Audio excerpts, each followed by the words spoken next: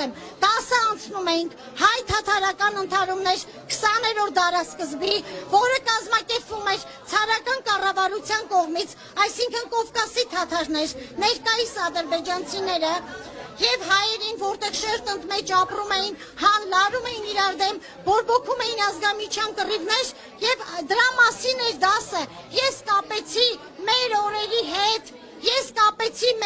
հետ եւ ասեցի, որ չկա այդպիսի ազգ, որ չունենա լավն էլ, վատն էլ, դասեմացնել ուսուցչի աշխատանքը, զրպարտել, կազմակերպել ուսուցչի դեմ, որ դպրոցը թողնի։ Ես էլ եմ ասել, միայն իմ դիակի վրայով։ Չեմ գնալու, սա կազմակերպվել է իմ դեմ։ Ով եք, որ եկել Ասատրյանին հասցնեք իզարդի։ Տեսեք ծնողի վիճակը, նայեք Լավ եք անում։ Ես հիմա կսանգեմ Սուս մնացեք, եթե ինքդ ստող դասատուչներ, նոր չեր ասի, լավ եմ անում, բայց ես տես բան չեմ ասել։ Ձեր հարցակումներից, ձեր զրպարտանքներից, իմ ասում,